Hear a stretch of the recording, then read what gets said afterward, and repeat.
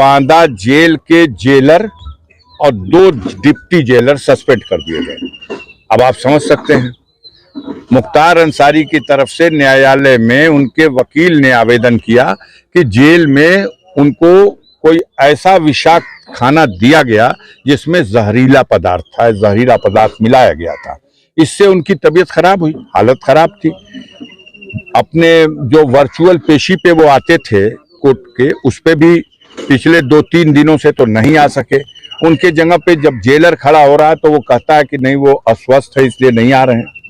इस बीच में हम लोग जानते हैं कि काफी दिनों से उनके हत्या करने का साजिश रची जा रही है और उनके बेटे मुख्तार अंसारी की ओर से, उमर अंसारी की ओर से माननीय सर्वोच्च न्यायालय में ये याचिका दायर की गई है कि उनके सारे मामले और उनको उत्तर प्रदेश के बाहर कहीं दूसरी स्टेट में शिफ्ट करके वहां ट्रायल करा लिया जाए और वहां उन्हें रखा जाए जुडिशियल कस्टडी में। अब उत्तर प्रदेश सरकार को नोटिस जारी हो चुकी है, उसमें कोई डेट भी फिक्स है, उसकी सुनवाई अभी चल रही है। और इधर इन लोगों ने देखा कि ऐसा ना हो कि कोई माननीय सर्वोच्च न्यायालय से आदेश ऐसा हो जाए, तो इस तरह का भी षड्यंत्र किया गया।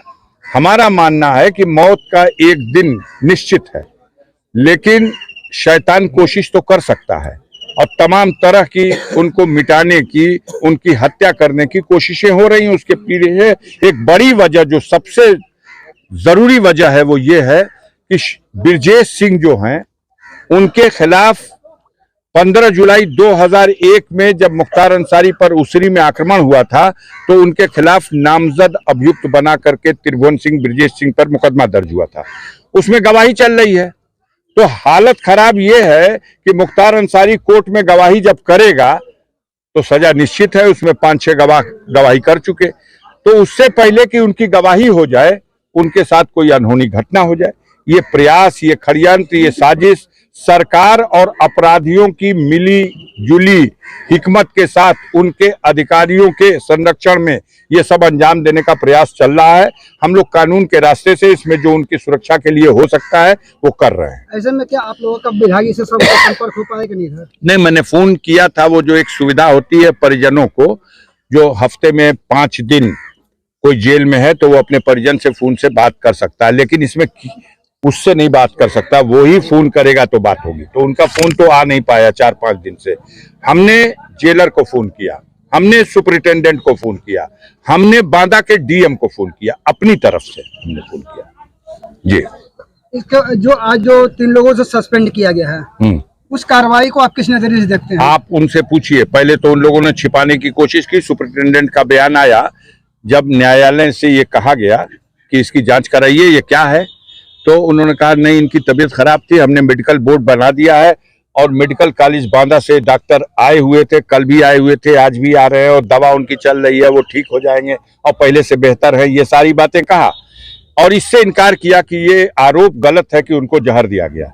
लेकिन जब आरोप गलत है तो जेलर का सस्पेंड होना साधारण बात नहीं है, 2 डिप्टी जेलर का सस्पेंड होना साधारण बात नहीं है।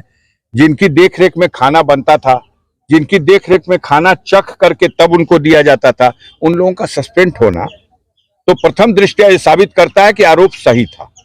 अब माननीय सर्वोच्च न्यायालय में ये बात जा रही है, देखिए वहां से कुछ होगा। सांसद जी, बड़ा सवाल ये उठता है कि जब जेल के अंदर जेल मैनुअल के अनुसार हर चीज चेक हो जाती है, तो जहर जो है कि पहुंचा कैसे वहां पे? नहीं, कहा आपसे, जब पूरी मशीनरी लगी हुई है एक व्यक्ति को समाप्त करने के लिए, तो ये सब तो षड्यंत्र है। इससे पहले भी उनकी हत्या करने की अनेकों बार कोशिश की गई, कभी बम से उड़ाने की कोशिश की गई, कभी गोलियों से भूनने की कोशिश की गई।